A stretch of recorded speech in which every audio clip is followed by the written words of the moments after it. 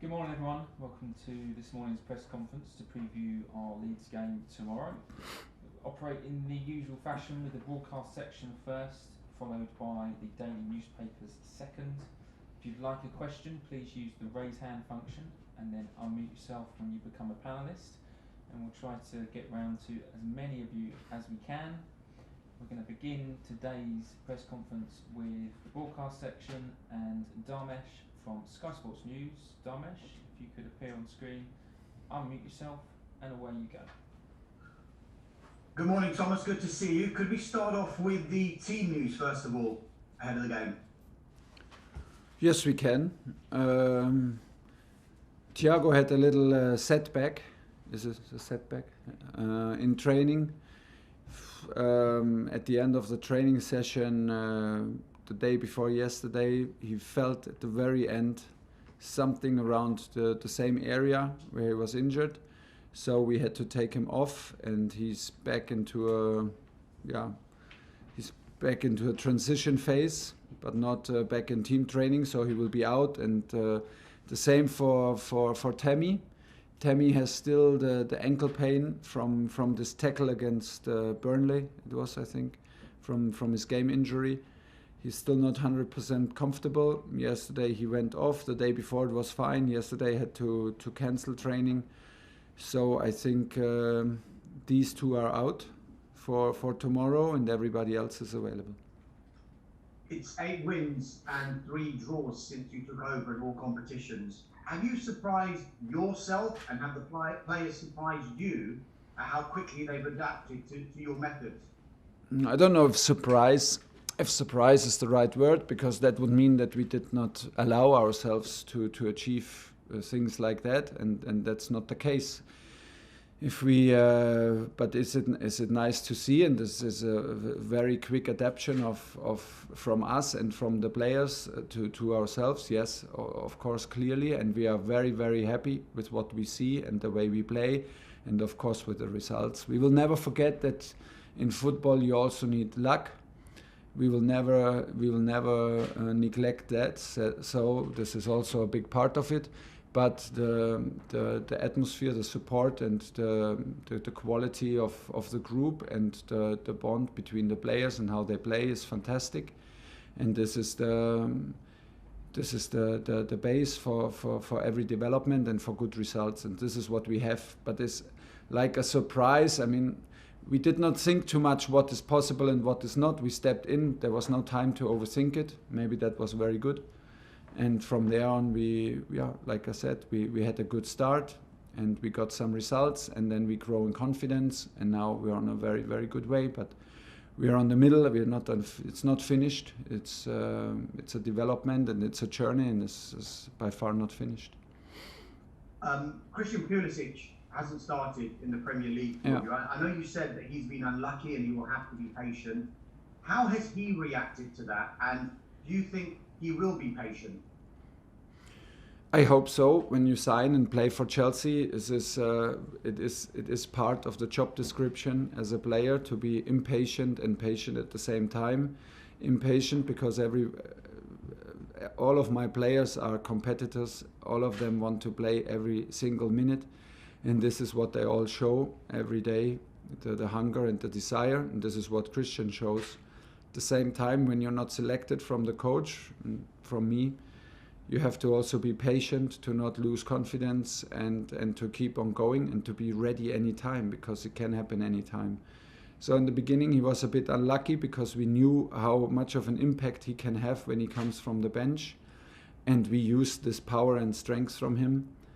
When it was possible for him to start around Sheffield and Barnsley game, he was one game unavailable. The other game came a bit too soon in the cup game against Barnsley. It was a difficult game for him, so it was not too easy. But now in the end, you know, it's the credit for the players always, and the quality from the players that shine on the pitch. And this is if you turn it around, is also the duty of the players to show up and to really earn that they play, and this is what Christian does. So it can happen any minute, any game, yeah, at some point it's just this. I have nothing to complain. I feel him like in the last days very positive, and doing the best out of his situation, and this is what he can do. Last one, please, Damesh. I know things can change, of course. You say he could be ready to start, but if he doesn't get the game time that he desires between now and the end of the season, would you stand in his way if he came to you and he said, I'll need a new challenge because I want to play? A lot of if in your question. A lot of ifs. So if he starts tomorrow, and if he does brilliantly, and if he starts again against Atletico, and if he scores again 2 goals, and if maybe he's the captain next year of our squad. I don't know. I know what you mean, but this is too far ahead. We have so many games, and he is in my plans, and he is an important player, and he has the potential. He has the potential to be decisive for us from the bench, and as a beginner. Is it necessary that he can prove it? Yes. So this is my job. And his job is to be ready like everybody else. And when there comes the moment, you have to be ready. This is what you sign up for in a club like Chelsea.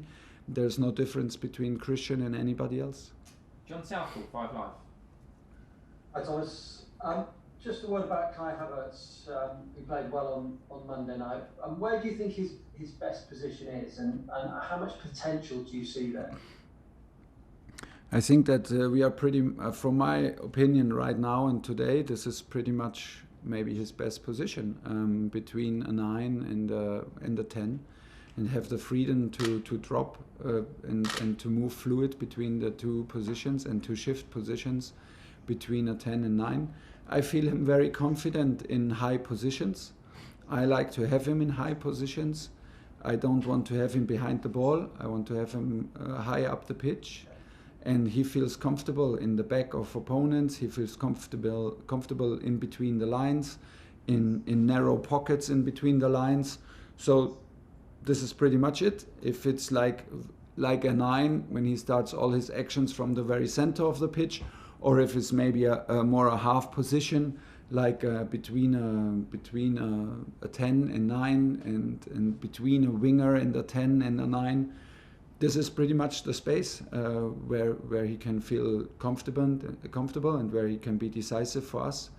He had a huge impact into our game, and we were very happy because this was not easy to come back so strong after so many games where he could not play.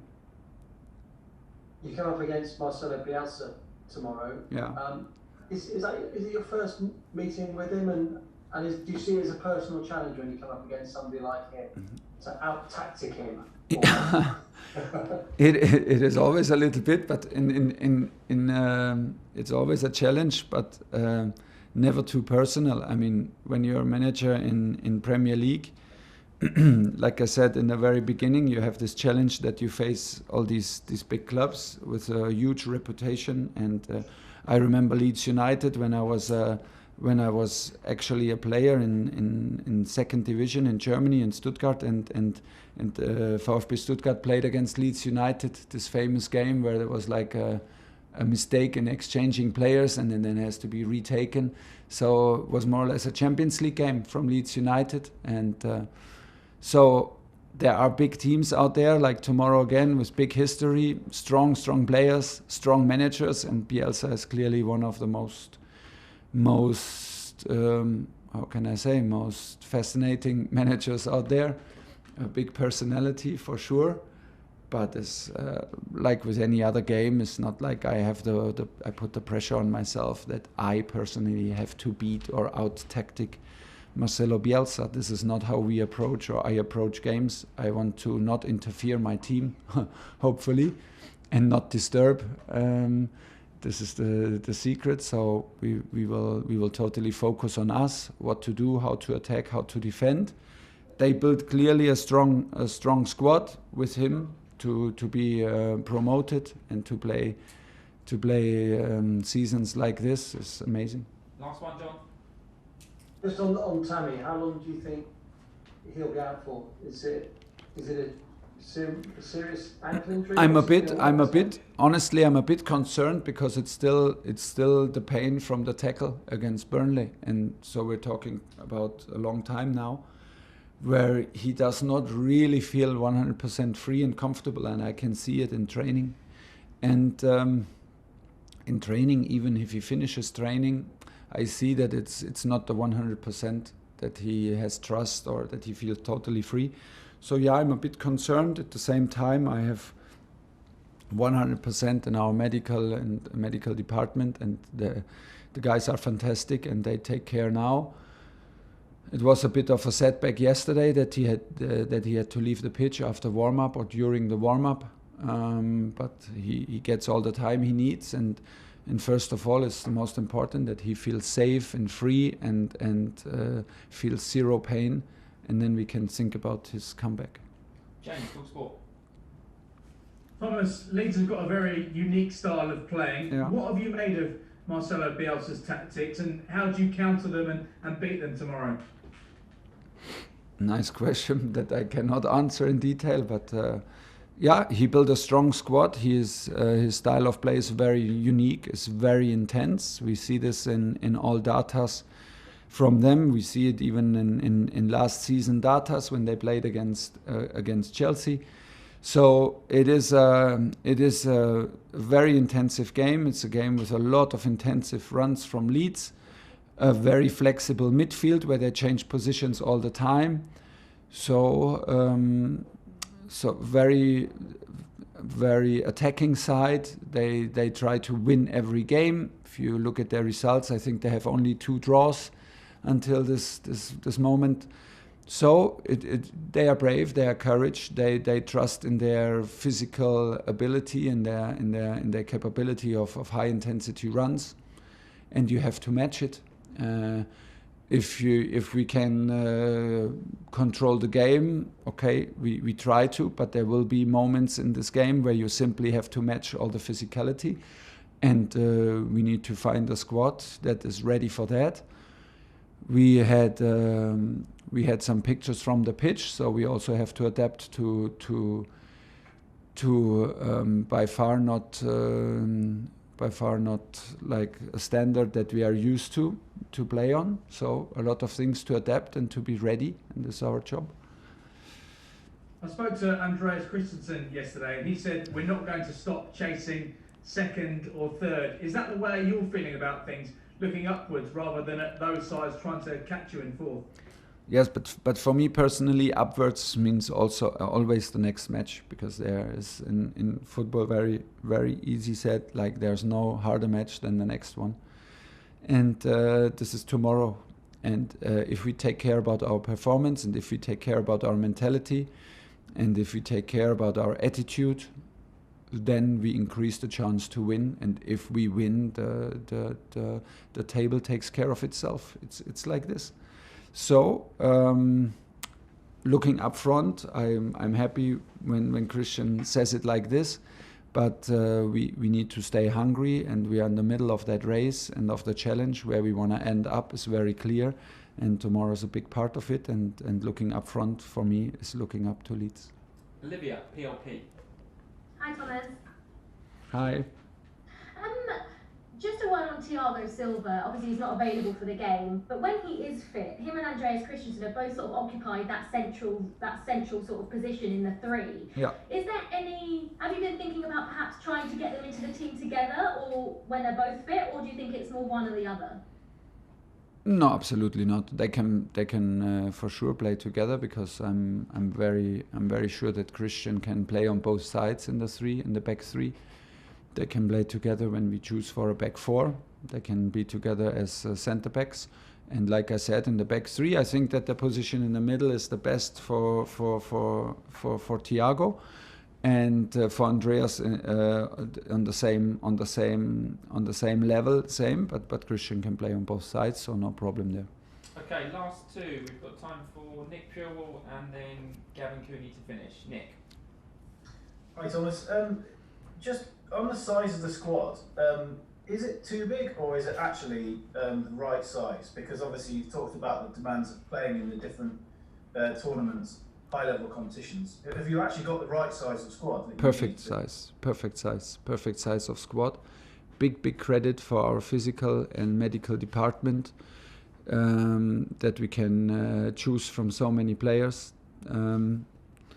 and that we are lucky with not having injuries for too long and for too many players. We have a perfect size of squad. The only thing that I'm missing is to have the possibility of 5 substitutes, to use more players, because it's like since many years a concern of mine, and since many years I'm saying we have to have the possibility to use more of our players. If 10 players play and I can only substitute 3, I have so many players that are not happy, that I cannot reward. And I was pushing for that in any club where I was coaching. So not even now in a let's call it like in a big club. So this is the only regret that I have, because there are players that I would normally like to reward for their effort and their attitude, but the size of the squad is actually perfect. Okay, last question, Gavin Cooney. Hi Thomas, thanks very much for talking to me. This is a question primarily of interest to your supporters in Ireland. Your coach, Anthony Barry, has joined the Republic of Ireland coaching setup as well. So yeah. Can you tell us a little bit about what his qualities are as a coach, and what are his main duties on your staff? Well, you can be very happy, and you are very lucky, because it's a top coach, Anthony, who will join you and your coaching staff. We didn't know him before. He was already here under Frank, and like Joe as well. And Anthony was from the first moment a big part of our coaching team, because first of all, he's a fantastic guy with a fantastic character, very open, very friendly. And he has top quality in analyzing games, in giving his his opinion on. He is very experienced. I feel him very comfortable on the pitch when he is in charge of exercises. He's very comfortable in front of the group. He's in charge, like he is the specialist for all set pieces. So he's doing the video session, he's doing the training for set pieces, and he's the assistant in any other exercises, which is a pleasure to have him around. We absolutely don't want to miss him, and so good for you guys. He will increase the level of coaching for sure, because he has top quality and is a top guy. Okay, that's the end of the broadcast section. We're now going to do the daily newspapers.